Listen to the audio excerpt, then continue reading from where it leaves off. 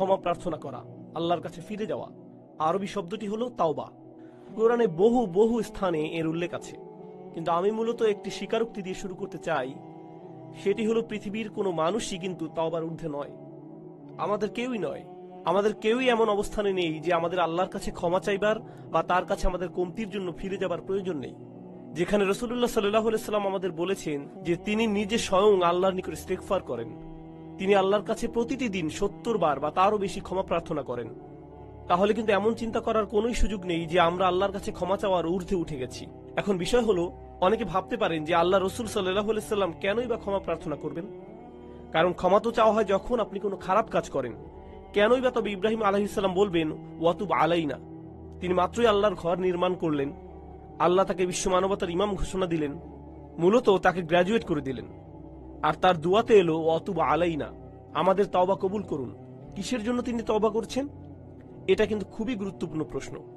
এটা আসলে স্বীকারোক্তি বড় বড় নবীদের আলাইহিমুসসালাতু ওয়াসসালাম, আমাদের নবী সাল্লাল্লাহু আলাইহি সাল্লাম সহ, যে আমাদের অনেক ভুল ত্রুটি আছে যেগুলো সম্পর্কে আমরা জানি যে কেবল ভুল করেছি, আর অনেক ভুলও আছে যেগুলো সম্পর্কে আমাদের কোনো জ্ঞানই নেই।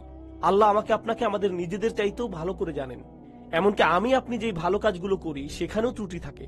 আমি জানি না আমার কাজ ঠিকঠাক মতো হয়েছে কিনা, কিন্তু আমরা সবাই আর কিছুক্ষণের মধ্যে দাঁড়িয়ে যাব, সবাই সালাত আদায় করব, আর সালাতের শেষে আমরা মনে করতে পারি যে আমরা হয়তো আমাদের উদ্দেশ্য পূরণ করতে পেরেছি, সালাতুল জুমায় সালাতের যে অধিকার তা আদায় করেছি। কিন্তু আমাদের প্রত্যেকের হিসেব খাতায় ফেরেশতা কি লিখছেন সেটা আমরা জানি না। আমরা জানি না এই সালাতে আমরা কত নম্বর পেয়েছি, কতটুকু খুশি ছিল তাতে, কতটুকু মনোযোগ আমরা দিয়েছি, কতটুকু ইখলাস ছিল সালাতে, দুপুরের খাবার নিয়ে কতটুকু চিন্তা করেছি, কিংবা অফিসের প্রজেক্ট আর অন্য জিনিস নিয়ে।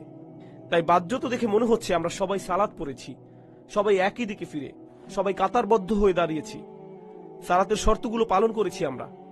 কিন্তু ভেতরে সেই সালাতের গুণমানটাও লেখা হচ্ছে, শুধু পরিমাণটাই নয়, ঠিক? আর আমরা জানি না সেটার অবস্থা কি।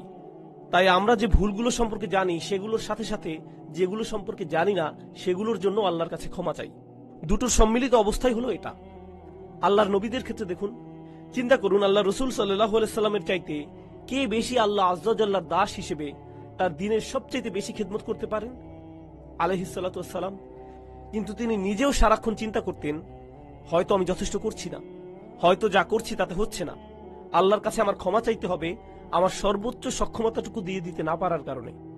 আর আল্লাহ আয্যা ওয়া জাল্লা সর্বক্ষণ কোরআনে আল্লাহর নবীকে সান্ত্বনা দিচ্ছেন যে না না, তুমি ঠিক মতোই করেছো, তুমি যথেষ্ট করেছো, আমি তোমার উপর সন্তুষ্ট, তোমাকে চিন্তা করতে হবে না। কিন্তু আল্লাহ রসুল এর পরেও শান্ত হননি।